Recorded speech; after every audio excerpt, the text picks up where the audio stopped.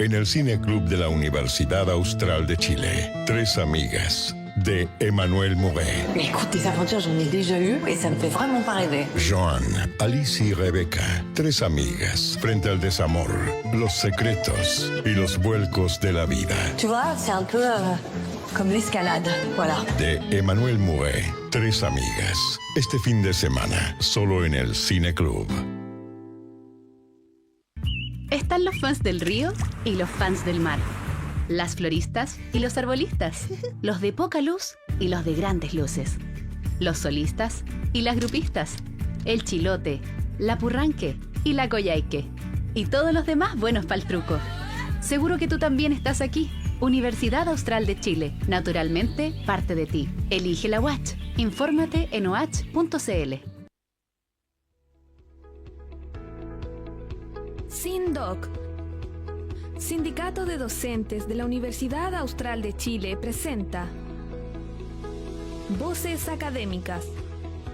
Las palabras y los pensamientos que animan la docencia de la UACH llegan a Radio Universidad Austral de Chile en Voces Académicas. Acompáñenos.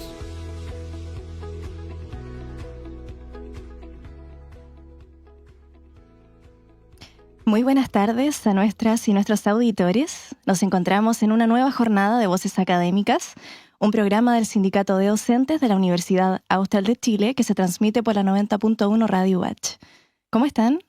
¿Cómo estuvo su semana?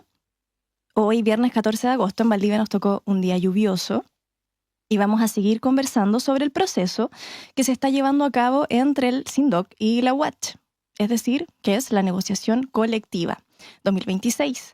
En el capítulo anterior, que fue hace 2 semanas creo, estuvimos con parte de la directiva del sindicato para explicar algunos elementos relacionados con este proceso. Pero para quienes recién se están integrando, les cuento que en un ratito vamos a volver a hablar de lo mismo. Y para ayudarme a desmenuzar este tópico me encuentro con un invitado perfecto para la ocasión. Él es Camilo Jara, es abogado laboral y parte del equipo del sindicato. Él nos acompaña desde Puerto Montt. ¿Cómo estás, Camilo? Hola Sofía, yo estoy bien, gracias. Muchas gracias por invitarme. Muchas gracias por acompañarnos hoy. Y ya para comenzar de inmediato, yo sé que ya lo conversamos el capítulo anterior, pero volver a preguntar para contextualizar. ¿Qué es lo que entendemos por negociación colectiva? ¿Y qué es algo que afecta a todas las personas que estamos inmersas en el mundo laboral?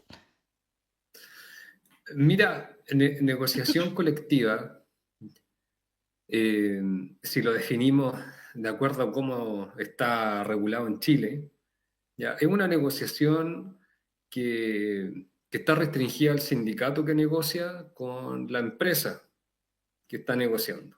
¿Ya? En el fondo busca definir condiciones de trabajo para el grupo que está negociando. ¿Ya? Pero si miramos antes de la reforma de 1979 del Plan Laboral de la dictadura, ya que creó este sistema de negociación que es súper restringido, súper reglado también, ¿ya? Y también si vemos cómo es en la mayoría de los países de la OCDE, es muy distinto. ¿Ya? Las negociaciones colectivas no están regladas o tienen una reglamentación mucho más flexible que la que tenemos acá. ¿Ya? Y también apuntan a regular condiciones de trabajo de manera universal y no a estilo, digamos, restringido a las personas que están solamente negociando. O sea, aquí la negociación colectiva es, digamos, la negociación de un contrato, ¿ya?, que va a abarcar a muchas personas, ¿ya?, pero cerrado, ¿verdad?, a los que están en la nómina.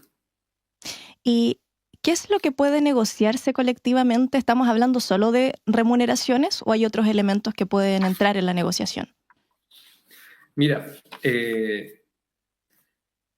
no se pueden negociar solamente remuneraciones, aunque generalmente los contratos colectivos tienen un contenido que es lo esencial, lo más importante o lo que se negocia con mayor intensidad es el aspecto económico. ¿Ya? Está bien igual, porque de eso se trata el contrato de trabajo. La gente no trabaja gratuitamente, pues es una forma de proveer el sustento. ¿Ya? Pero también abarcan muchas otras cosas además de las remuneraciones, ¿ya? Pero aquí igual nos encontramos con una característica que es bien particular, o es una de las cosas que va definiendo el modelo en Chile, que son límites a qué es lo que se puede negociar colectivamente. Ya la misma ley dice que el contrato colectivo, en el fondo, le está diciendo al sindicato: tú no te puedes meter en aquellas facultades que le corresponden a la empresa como administradora de la empresa. ¿Ya? Eso, si uno ve el derecho colectivo comparado, tú ves de que sí, el sindicato puede formar parte de quienes toman decisiones de dirección de la organización. Que es una cuestión que se ha discutido en Chile y, bueno, con la conformación actual de los órganos que toman las decisiones legislativas, eso no ha prosperado, pero no es extraño, ¿ya? Y muchas veces aquí se plantea como un absurdo, que ¿cómo? No es así. O sea, si uno ve países, por ejemplo, en Alemania, hay conformación tripartita en toma de decisiones, ya en otros países también, no es una locura el tema. Y de hecho en países comparativamente mucho más desarrollados que Chile. Y hace un ratito nos conversabas de esta reglamentación que es más limitante en Chile. ¿A qué te refieres con eso específicamente para quienes no sabemos del tema? Es que cuando tú negocias, ya, o sea, volvamos para atrás, cuando tú negocias un contrato de tú a tú, digamos, ya, no cuando tú negocias un contrato de trabajo con tu empleador, porque hay negociación, no hay, lo tomas o lo dejas. Uh-huh. ¿Ya? O cuando vas a comprar un producto o contratas un servicio, esos son contratos de adhesión, ¿cierto? Tú te adhieres a las condiciones que te plantea o buscas otra alternativa, si es que puedes, ¿verdad? Ya, pero cuando tú, digamos, estás en un plano de igualdad con tu contraparte, negocias libremente, ya dentro de los marcos de la buena fe, ¿verdad? Y la legalidad, pero no hay ninguna norma que te vaya a decir: dentro de este plazo tienes que presentar tu oferta, la contraparte dentro de este plazo te va a responder, ya esa respuesta tiene que cumplir ciertos requisitos y si no, ante este órgano del Estado tú puedes reclamar. No, eso no. Eso únicamente tú lo vas a ver en la negociación colectiva arreglada en materia laboral, y eso ya es una extrañeza. Y eso es únicamente cuando uno está en un sindicato. Claro, Ya. claro. Esa es la negociación colectiva arreglada, digamos, que es la que está regulada en el Código del Trabajo y es la que está viviendo el sindicato hoy día. Ya. Ya, Y que es cada cierto periodo de tiempo, ¿verdad? Antes de que venza el contrato colectivo vigente, hay una ventana de tiempo en la que hay que presentar un proyecto de contrato colectivo, el empleador te responde dentro de un tiempo que está normativamente arreglado, ¿verdad? Etcétera. Después viene el tiempo de negociación, propiamente tal. El empleador presenta su última oferta, el sindicato vota la huelga, ¿cachai? Todo está regulado en el código. Lo que te reitero, es una forma muy extraña de negociar. No es natural, digamos. claro, y es un proceso que está estipulado ya, o sea, no es algo que se invente, sino que ya está Claro. todos los periodos. Claro, esa es la negociación colectiva arreglada, que si tú revisas la norma, le resta fuerza al sindicato. ¿Y por qué Por le resta ejemplo, fuerza? Le resta fuerza porque tú no puedes negociar en libertad, ¿ya? Y las reglas están establecidas de una forma en que limita al sindicato. Por ejemplo, una regla es que tú no puedes proponer temas que tengan que ver con la administración de la empresa, lo que es tremendamente interpretable. Por ejemplo, tú puedes plantear una situación, un tema, no sé, queremos que condiciones comunes de trabajo, como, digamos, en este caso, la distribución de la carga docente. En este caso, la universidad ha dicho: esto le compete administrarlo a la empresa, usted no lo puede proponer en la negociación colectiva. Y uno puede decir, pero que se trata de derechos y obligaciones. Entonces te das cuenta que entra en una cuestión que es súper interpretable y el código no lo resuelve. Entonces ahí te entra a preguntar por qué la norma está ahí. Y te das cuenta que te va restringiendo en tus campos de negociación. ¿Y qué otro ejemplo te deja muy claro de que esta cuestión no es una cancha equilibrada, partiendo en que de eso se trata una negociación colectiva, ¿cierto? Equilibrar la negociación, que un trabajador desde el punto de vista individual no se puede enfrentar en las mismas condiciones frente a la empresa. Entonces, por ejemplo, la última oferta del empleador, ya que lo único que tiene que cumplir es no ser inferior al contrato anterior, ¿verdad? O sea, respetar el piso que se le llama. Y el y si el sindicato, al votar la huelga, la votación de la huelga no gana, ese es el contrato que queda, ¿cachai? La última respuesta del empleador. Y si el sindicato va a huelga durante el periodo en que se va a huelga, no recibe remuneraciones las personas, ¿cachai? Y también el código le permite a la gente que está afiliada al sindicato, bajo ciertas condiciones y bajo ciertos plazos, irse descolgando de la huelga. ¿Cachai? Entonces, no es un sistema muy auspiciador para el sindicato. Y a eso se suman otras condiciones, Sofía. Este plan de 1979 ya fue diseñado de tal manera que existieran muchos sindicatos. Y eso se logró. O sea, si tú ves las cifras, hoy día hay más de 10.000 sindicatos en Chile. Y todos los sindicatos son muy chiquititos. La mayoría de los sindicatos en Chile no tiene más de 50 afiliados. Entonces, Pero es un panorama complejo por donde se mire. Y al sí, estar claro, segmentado, porque un sindicato pequeño no tiene poder para negociar. claro, y ya si hay muchas limitantes, es más difícil Claro. aún. ¿Y qué produce este pluralismo sindical? Además de del bajo poder negociador, que exista competencia entre los sindicatos. Es verdad que exista un entorno, digamos, poco solidario. ¿Sí? Claro. Y por eso, como paralelamente, ha surgido una forma de negociación que está más cercana a cómo debería ser una negociación colectiva, que es no reglada. ¿Ya? Negociaciones colectivas que están fuera del periodo reglado de negociación. Y existió discusión en tribunales si acaso esto estaba permitido o no. ¿Ya? Pero la Corte Suprema ya está sentado en todo caso en una cuestión que ya está zanjado y que eso también es negociación colectiva. Cuando tú negocias en supuestos que no es aquello específico que está en el Código del Trabajo. Pero en el caso de esta negociación colectiva no es el caso. No, ahora estamos en una negociación colectiva arreglada propiamente tal. Sí. Y por eso mismo la otra semana es cuando la universidad va a entregar la última oferta. Claro, es el 20 de claro, agosto. próximo jueves. Sí, queda poquito. Es un hito importante, pues se entrega la última oferta y de ahí a una votación si eso se toma o no se toma. Y, Con las condiciones que yo te acabo de explicar. y ya para dejarles algunas cifras a quienes nos están escuchando y para poder conversarlo, sobre la densidad sindical, que es el porcentaje de empleados afiliados a un sindicato, representó en Chile solo el 16% de los empleados en 2023, ligeramente por encima del promedio de la OCDE.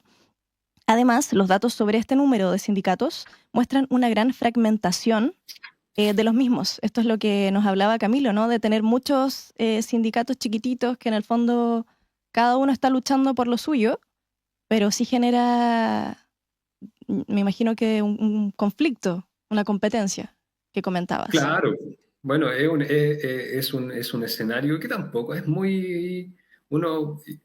Yo creo que también es un error aquí mirar las cosas desde el punto de vista binario, como empleador versus trabajador. Al ser el empleador, igual en empresas grandes también les complica tener 20, 30 sindicatos. ¿No?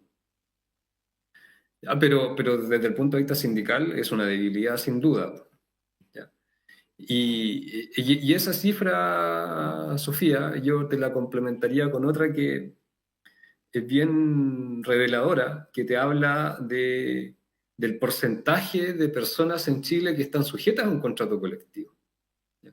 Que es todavía inferior. Uh-huh. Entonces uno debería pensar que ya, si de ese porcentaje debería ser más o menos similar el porcentaje de gente que está beneficiada por un contrato colectivo. No es así.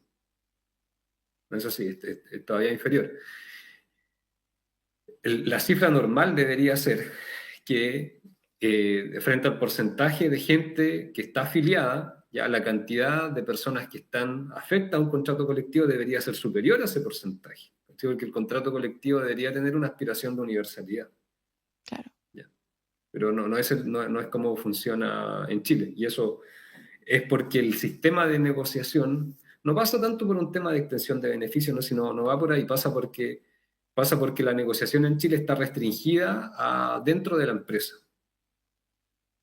O sea, tú como sindicato, SINDOC en este caso, negocias con la universidad. ¿Ya?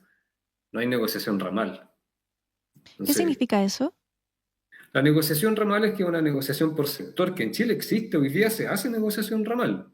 Lo que hace la ANEF todos los años es una negociación ramal. ¿Ya? Que, imagínate, el Código del Trabajo te dice que el sector le prohíbe la negociación colectiva al sector público. Pero aquí la realidad supera la ley. La ANEF es el sector público. ¿Y qué es lo que hacen? Negocian colectivamente, lógico, si no es otra cosa que eso. Pero no celebran un contrato colectivo, sino que sus acuerdos, ¿cómo se reflejan? Por ley. Van incorporados a la ley de presupuesto. Esa es una negociación ramal. Ya. Y afecta a todo el sector público, no solamente a los que están afiliados a la ANEF. Pero son negociaciones marco, son distintas a las negociaciones a nivel empresa, porque se regula un reajuste, ¿sí? Se regula, acuerdan un incentivo al retiro. ¿Ya? Son cuestiones bien macro, digamos. ¿Ya? No empiezan a regular específicamente como lo hace un contrato colectivo a nivel empresa, condiciones de trabajo que son propias de la organización. Sería imposible que la ANEF negociara eso para todos los servicios públicos. Y Entonces, eso es lo que buscan las negociaciones ramales, como identificar aquellas cuestiones que afectan al sector y establecer como mejoras muy macro, digamos, generales, que no entran a hilar fino, digamos. como el estándar. Claro. Ya. Y en ese sentido, ¿cuál es el rol que cumplen los sindicatos? Y ya estábamos conversando antes, ¿qué implica esta fragmentación de los mismos? O sea, que haya tantos sindicatos, que sean de pocas personas. ¿Cuál es el rol que cumple el sindicato? Mira, el hecho de la fragmentación sindical, como te decía, es parte del diseño que tenemos actualmente de sindicalización, ¿ya? Donde los requisitos para formar un sindicato permiten esta fragmentación, las cantidades mínimas, entonces te va generando esta atomización de muchos sindicatos en una misma organización. ¿Ya? Y en estricto rigor las funciones del sindicato no cambian, que es velar por el bienestar de los trabajadores de la empresa. ¿Ya? Pero yo creo que el hecho de que exista esta fragmentación igual produce un extravío en las funciones que históricamente le corresponden al sindicalismo, digamos. ¿Sí? Y históricamente así fue en Chile. O sea, si uno se va a la historia anterior al plan de 1979, los movimientos de la CUT, ¿verdad?, con Clotario Blest, apuntaban a una mejoría de las condiciones del trabajador en general. ¿Ya? No funcionaban bajo la lógica más gremialista, más cerrada. ¿Ya? Y eso es lo que produce la atomización de los sindicatos, ya que haya alguna especie de competencia, una cuestión más con márgenes de si formas parte de o no. Ojo, que no hay que confundirlo con el discurso de que, entonces la extensión de beneficios es buena. No. Creo que la extensión de beneficios beneficia a quienes no están afiliados al sindicato en negociaciones dentro de la empresa y que en el fondo es un incentivo para no afiliarte. ¿Ya? La idea de la extensión de beneficios es, ¿para qué te vayas a afiliar si los beneficios los vayas a tener igual y vais a tener que pagar lo mismo? Entonces. Claro. O sea, podrían estar abogando unos pocos, pero los beneficios le van a llegar a todos. Claro, no es necesario también estar. ese diseño se mezcla con otras reglas que, por ejemplo, está relacionado también con el tema de la huelga, que es como está diseñada en el código donde se vota. Los efectos de la negociación colectiva recaen solamente sobre aquellos que forman parte del proyecto. Y si se vota la huelga, los trabajadores no reciben sus remuneraciones, pero después si producto de la huelga logran algo, y esos efectos igual van a alcanzar a quienes no formaron parte de la negociación, ¿verdad? Mediante la lógica de la extensión de beneficios y que igual recibieron su sueldo durante ese periodo. Entonces, eh, estas críticas a la fragmentación sindical, ya a la falta de aplicación de sus beneficios a una universalidad mayor, no hay que confundirla con el tema de la extensión, porque la extensión tiene un propósito que más que universalizar los efectos del contrato colectivo es desincentivar la afiliación. Como que a toda costa el objetivo es fragmentar y que no haya una unión entre los trabajadores, ¿no? Claro, sí, ese es el objetivo del Plan Laboral de 1979, que sigue vigente en su estructura central. Ya aquí hubo si no me equivoco, fue el segundo gobierno de Chile donde hubo una reforma, pero es una reforma que no modificó el sistema en su lógica rectora. Ya fue, digamos, un maquillaje, pero no sigue siendo las ideas centrales siguen estando ahí. ¿Y qué herramientas tiene un sindicato cuando considera, por ejemplo, que la última oferta no responde a las necesidades? En este caso sería la huelga. Claro, Ya. ese es el sistema que establece el código. Hay una votación y en esa votación se decide si se acepta o no la última oferta del empleador o se va a huelga. De hecho, eso es lo que tiene que decir la papeleta. ¿Ya? Pero para eso se necesita la participación, porque si no se acepta, claro. Es lo que conversábamos en el capítulo anterior, que no lo sabía y desayuné con eso, que en el fondo si no se alcanza el quórum, se acepta la última propuesta, sea cual sea. Claro, sí. Por eso no es una negociación, es una negociación que no es tan compleja, digamos, para la organización. Bueno, desde siempre hay distintas realidades donde para una empresa en verdad puede ser fatal una huelga, pero el sistema tiene válvulas que le permitan al empleador seguir funcionando, también como el tema de los servicios mínimos. Claro. O el hecho que no tienen que pagar remuneración y después el trabajador tiene que volver y hacer la pega que no hizo anteriormente igual. Entonces, puede que igual le caiga de cajón al empleador este periodo de no pago de remuneraciones. Y me imagino que el panorama igual es más complejo cuando es un sindicato con tantos miembros. Porque cuando es un sindicato chiquitito, es más fácil saber dónde están las y los socios, pero cuando es un sindicato de más de 500 personas, el lograr la votación me imagino que es más complejo en la participación. Sí, seguro que sí, sí.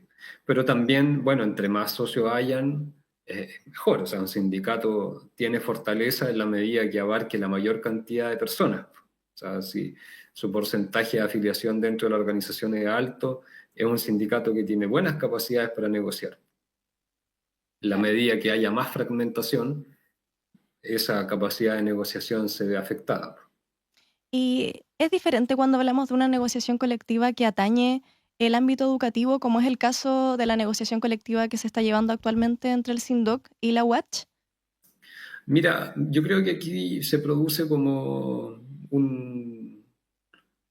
una situación donde hay que, hablando de docencia universitaria, hay que distinguir a aquellos docentes que están en universidades privadas de aquellos que forman parte de universidades propiamente estatales, ya porque por ejemplo, el docente de la Universidad de Chile, en estricto rigor es un funcionario público, ya que no tienen sistema de contrato de trabajo, sino que tienen una contrata administrativa, ¿ya?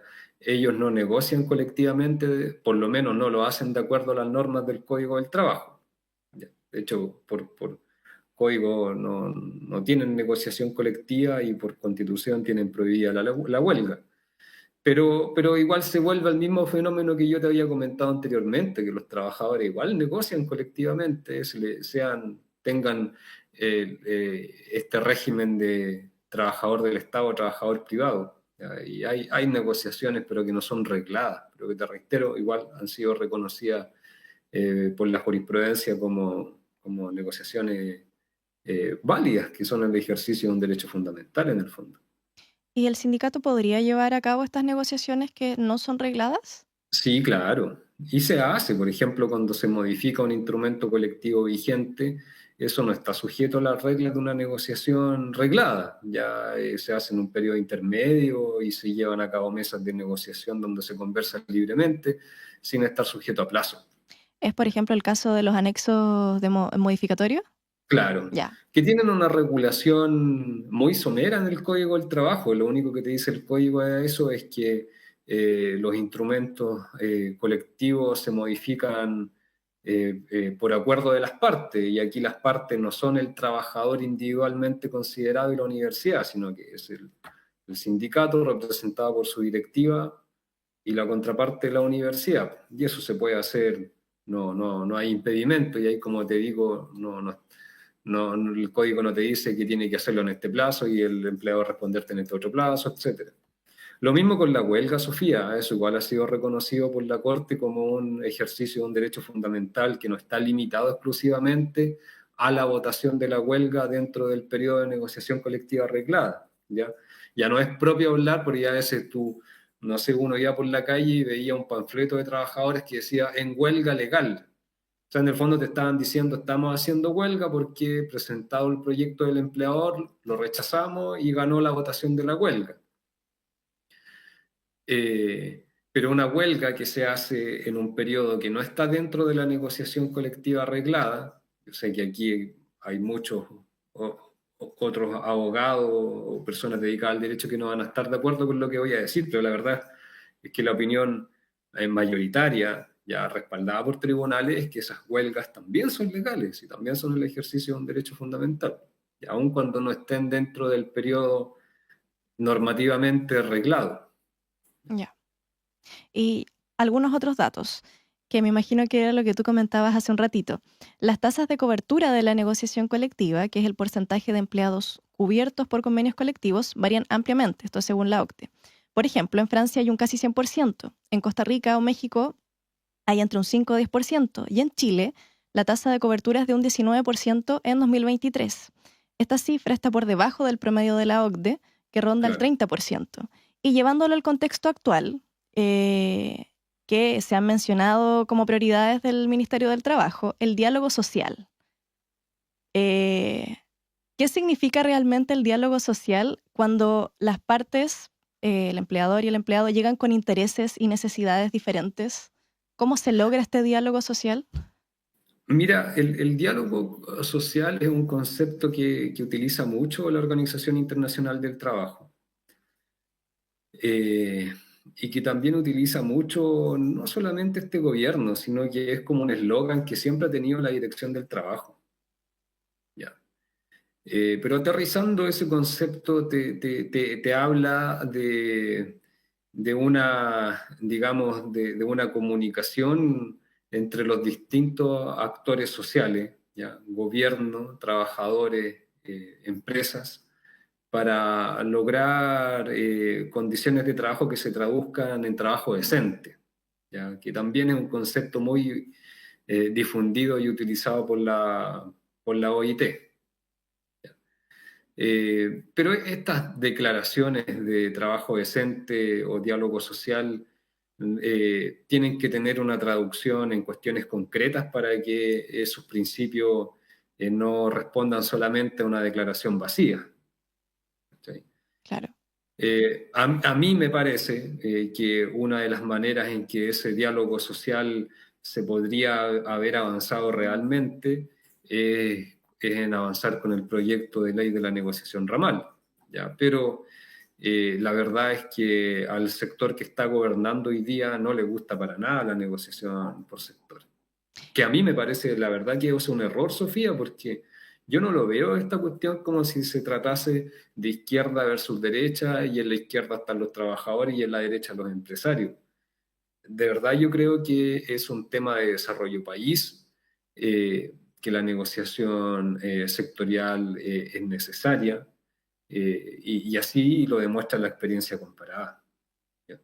Y aquí los argumentos para oponerse a eso, la verdad es que son bien poco profundos. Te hablan de que falta cultura, de que no es propio a la historia sindical chilena, etcétera, como que no tienen mucho peso esos argumentos. en mi opinión. Ya puede que en otra oportunidad puedas invitar a otra persona que piense distinto que yo y ahí podrá plantear sus argumentos, pero yo creo que ese habría sido un buen camino para que esos conceptos en Chile tengan un recogimiento real. Ya, y en la línea también de lo que el Estado de Chile se ha obligado de acuerdo a los convenios de la OIT. Y yendo a ese mismo tema, ¿cómo se ha tratado el tema de las negociaciones de los sindicatos en Chile históricamente? Mira, es que hay un antes y un después con el plan de 1979. Ya actualmente, después de ese plan, las negociaciones, como te comentaba, son regladas y la Inspección del Trabajo tiene una participación muy activa también. ¿Ya? Son ellos los que van controlando que los plazos se van ejecutando, hay ciertos recursos que se pueden presentar frente a ellos, después también pueden ser controlados judicialmente. Entonces tú te ves enfrentado a un doble control que por un lado es lo legal, que es una reglamentación exhaustiva de la negociación, pero también te ves enfrentado a un control administrativo, ya en el sentido de un órgano de la administración del Estado, que es la Dirección del Trabajo, que van decantando estas normas con interpretaciones, que al menos en la etapa administrativa igual son vinculantes. ¿Ya? Y como este órgano administrativo no es imparcial, no lo es, como no lo es ningún órgano administrativo, y tienen tendencia política, lógicamente, si es así, si la administración es el gobierno político de turno. Uh-huh. Entonces la Dirección del Trabajo, dentro de sus facultades legales, ellos sacan dictámenes que interpretan la normativa laboral. Y si bien estos dictámenes no son vinculantes para tribunales, sí lo son para los regulados en las etapas de fiscalización o de control de aplicación de la norma, como es dentro de una negociación colectiva. Entonces te ves enfrentado a dictámenes que son cambiantes. Ya cambia el gobierno, cambia la interpretación de la norma y la aplicación de la norma en consecuencia. Entonces, por ejemplo, en el gobierno actual hemos tenido muchos dictámenes en materia de negociación colectiva que han ido cambiando las reglas del juego de manera sorpresiva en algunos casos y rápido también. Hemos tenido interpretaciones en materia del cambio de los trabajadores de un sindicato a otro. Recientemente hubo un dictamen, si no me equivoco, relacionado con la negociación colectiva de las empresas que reciben aportes del Estado. Y en general han sido dictámenes que se pueden calificar como regresivos, en el sentido de que no van avanzando en mejorar derechos sindicales, sino que van restringiendo todavía más un campo de negociación que de por sí es muy apretado, digamos, está muy sujeto a un corsé, por decirlo de alguna forma. O sea, es un panorama complejo, porque la pregunta que venía a continuación era sobre el clima de la negociación colectiva, por ejemplo, en la actual. ¿Puede cambiar según el gobierno de turno, entonces? Por lo que tú comentas con los dictámenes. Claro, es que el gobierno de turno, Sofía, tiene el poder de una cuestión que es de ello, ya que es del gobierno, que está dentro, digamos, de las facultades normativas de la administración, en particular de la Dirección del Trabajo, son los dictámenes. ¿Ya? Y estos dictámenes se nota que van cambiando los vientos de acuerdo a la tendencia política del gobierno de turno. Bueno, y también están posibles modificaciones legislativas, pero eso ya no es exclusivo del gobierno porque son normas que pasan por el Congreso. Pero hasta el momento de modificación en materia laboral, eso está, o en negociación colectiva, eso no ha ocurrido aún. Y una pregunta muy utópica, pero ¿qué podemos hacer nosotras, en estas situaciones cuando vemos que el sistema está restringiendo de alguna forma cada vez más? ¿Se puede hacer algo? Mira, yo creo que una respuesta súper interesante que ha tenido el mundo laboral es recurrir a negociaciones no regladas. ¿Ya? De hecho, mira, una cuestión que es bien interesante es qué ha pasado cuando se ha intentado reglar la negociación colectiva del sector público. ¿Ya? ¿Qué ha pasado cuando han habido propuestas de eliminar estas prohibiciones? Imagínate, de eliminar prohibiciones para negociar colectivamente en el sector público y reglarla. la respuesta de los trabajadores, de los funcionarios del sector público es déjenme las cosas como están. ¿Ya? No quieren tener una negociación colectiva arreglada como la tiene el Código del Trabajo. Ellos logran buenos acuerdos a través de estas negociaciones colectivas no regladas, porque a nivel de servicio público no tienen poder de negociar, entonces solamente les queda el negociar a través de la ANEF, ¿cachai? Con paros que sí ponen en jaque al gobierno. Y ahí logran buenos acuerdos, con contratos colectivos que se ven cristalizados en una norma legal. O sea, ¿qué más vinculante que eso? Entonces, yo creo que un camino está no tanto pensar en reformas legales, ¿ya? Porque siempre nosotros tenemos esta cultura de que todo tiene que pasar por una ley.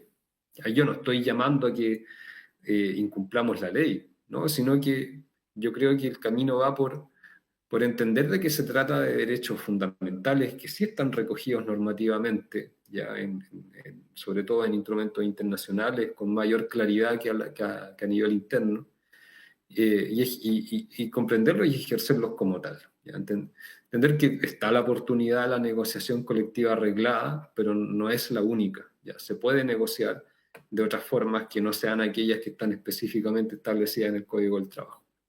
Pero me imagino que igual es importante, al menos en el caso del sindicato de docentes, el lograr un buen piso, para al menos en las negociaciones que no son regladas, poder partir desde una buena base, como desde ahí hacia arriba, ¿no?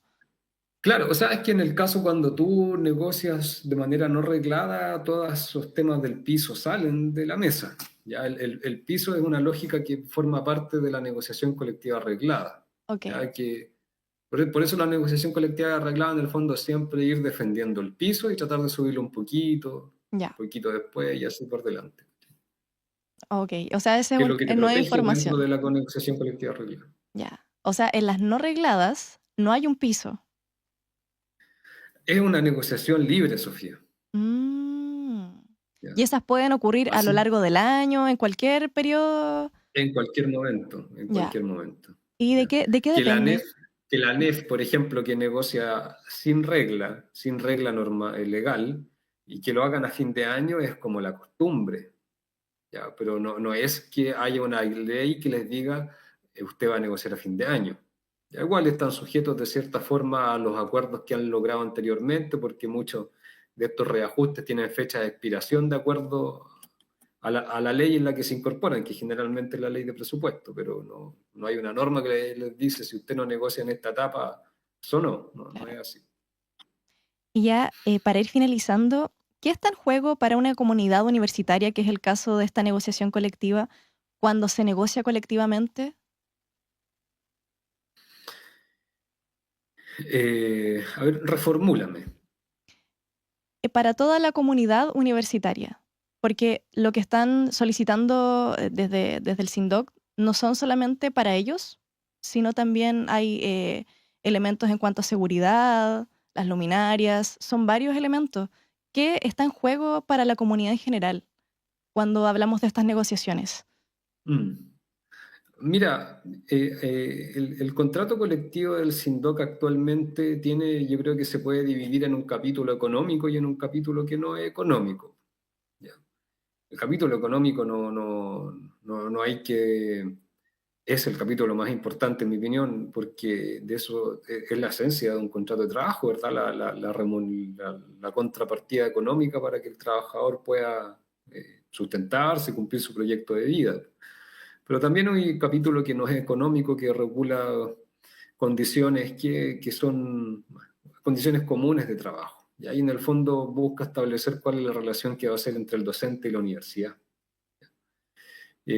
Actualmente hay muchos puntos súper importantes que se están discutiendo, como por ejemplo el beneficio de retiro, que es un artículo, una cláusula del contrato colectivo que busca establecer un derecho para que los docentes puedan retirarse de la universidad llegado edad que no es en estricto rigor la edad de jubilación, pero o sea, digamos, no está amarrado a la jubilación, pero en la etapa de 60 a 65 años, para que puedan irse con una indemnización de calidad. Ujú. Eh, Ahí se está discutiendo cláusulas que buscan regular la jornada de trabajo, que hoy día está bien, digamos,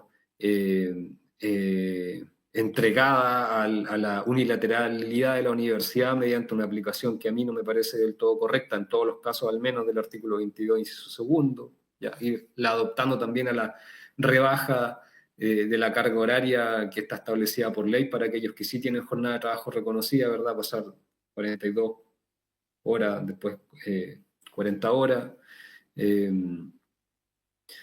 Entonces, se trata de establecer condiciones justas de trabajo entre la universidad y sus docentes y valorar la actividad académica. ¿Ya? En el fondo te define cuál es el trato, ¿ya? Cuál es el diálogo social y cuál es el estándar de trabajo decente que se tiene dentro de la universidad. Claro. Y en el fondo yo creo que es como el bien común, no solo para los docentes, sino para todos. Si Sí, un docente que tiene buenas condiciones laborales también hace un mejor trabajo, está más sí, de tranquilo, todas maneras. tranquila. Sí, Sí, de todas maneras. Si tú te fijas, Sofía, en general el sindicato, los trabajadores quieren que a la organización en la cual ellos trabajan les vaya bien, ¿ya? Es decir, eso de que el sindicato es una organización que le va a hacer mal a la empresa, que es una forma de ver las cosas que es muy típica del empresario chileno, es un error, ¿ya? Es un error. No, no es así, la verdad. O sea, ¿qué interés tiene el trabajador en que la organización que le paga el sueldo se vaya a pique? Si eso no ujú, tiene sentido.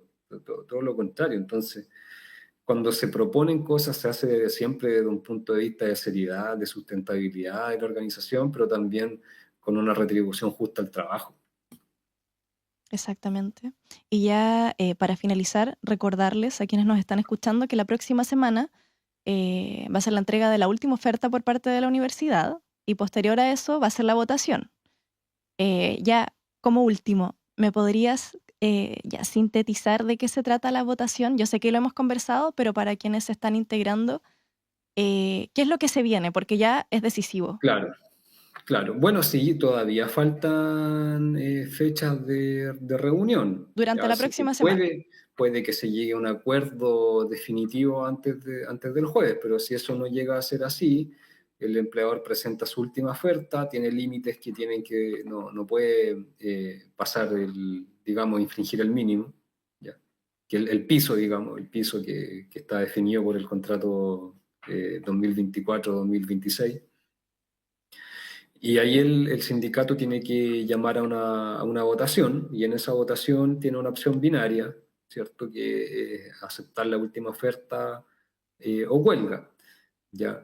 Eh, si gana la votación de la huelga, empieza este periodo y se sigue negociando, ¿ya? Pero ya se negocia, la verdad, el sindicato ya negocia con más fuerza. Primero porque hubo una manifestación de voluntad de las bases que rechazó la última oferta. Entonces, ahí el empleador ya le toca presentar algo mejor o llegar a acuerdo con el sindicato a condiciones mejores de las que estuvo dispuesto a ofrecer con anterioridad. Ujú. O sea, sí o sí, la próxima semana hay que estar informados, informadas y atento también a las redes sociales y a lo que envíen por correo electrónico, que ya Claro, va a y ser la última oferta. participar, porque esa es la fuerza del sindicato. El empleador está atento a cuál es el nivel de participación de su contraparte. Sí, ahí está la fuerza de quien tienen sentado al frente, que no se reduce a la comisión negociadora, sino a quienes están detrás de ellos. Lo importante es involucrarse, porque en Sí, el de todas fondo maneras. la mesa negociadora, la directiva, con sus asesores, están haciendo el trabajo, pero necesita esa voz que la respalde atrás. Sí, de todas maneras, sí, por supuesto. De eso se trata, ser vida sindical. Sí. Muchas gracias por acompañarnos hoy eh, y espero encontrarte próximamente en otra ocasión, pero nuevamente Igualmente, pues, Sofía, igual muchas espero verte gracias, ahí en las próximas reuniones. por supuesto, y sigamos conversando. Les recuerdo que estamos en redes sociales, nos pueden encontrar en Instagram, YouTube, Facebook y Twitter como Sindicato de Docentes UH o SINDOC. Así que nos encontramos pronto y la dignidad se conquista. Síganos en nuestras redes sociales. Muchas gracias. Que tengan un excelente fin de semana. Muchas gracias por su atención. Voces Académicas. Un programa del Sindicato de Docentes de la Universidad Austral de Chile.